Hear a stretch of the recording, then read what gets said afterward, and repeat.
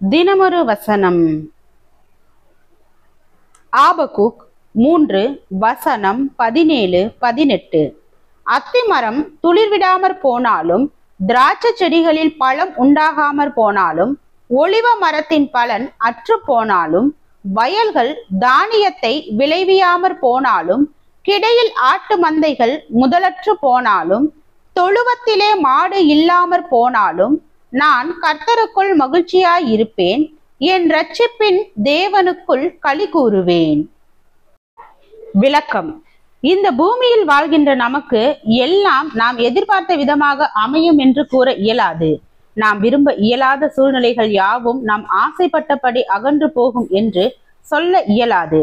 நாம் விரும்பினாலும் விரும்பாவிட்டாலும் நமக்கு அமைந்துவிட்ட வாழ்க்கை சூழ்நிலைகளை ஏற்றுக்கொண்டு வாழ ஏதாகிலும் செய்தாக வேண்டும்.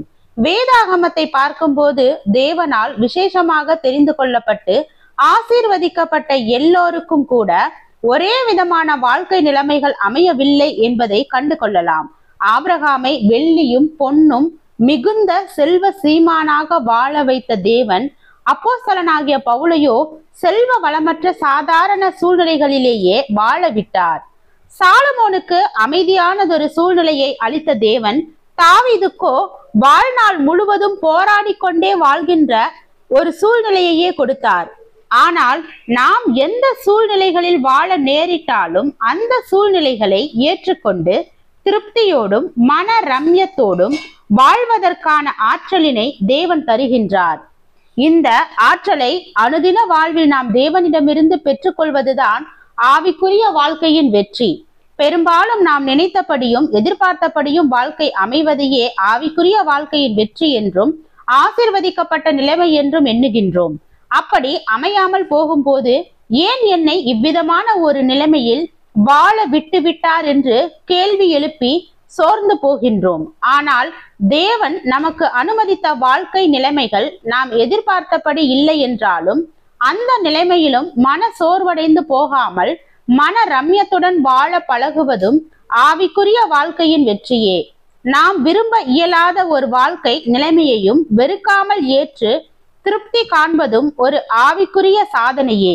எந்த நிலைமையில் இருந்தாலும் மன ரம்யமாய் இருக்க கற்றுக்கொண்டேன் என்றான் அப்போஸ்தலனாகிய பவுல். வாழ்ந்திருக்க மட்டுமல்லாமல் தாழ்ந்திருக்கவும் பழகி கொண்ட ஒரு மனிதனாகவும் விளங்கினான். ஆபிரகாமை போல செல்வங்களோடு வாழும்படியான ஒரு சூழ்நிலையில் இல்லாவிட்டாலும் தேவன் கொடுத்த ஒரு விசேஷ ஆற்றலினால் மன நிறைவோடும் திருப்தியோடும் பவுலினால் வாழ இயன்றது. ஜெபம். தேவனுக்கு ஸ்தோத்திரம். தேவனே, நாங்கள் எங்களுடைய வாழ்க்கையில் எல்லா இக்கட்டான சூழல்களிலும் உம்முடைய சித்தத்தின்படி உம்முடைய வழிகாட்டுதலின்படி மன ரம்யமாக வாழ கிருபை பாராட்டும். ஆமென்.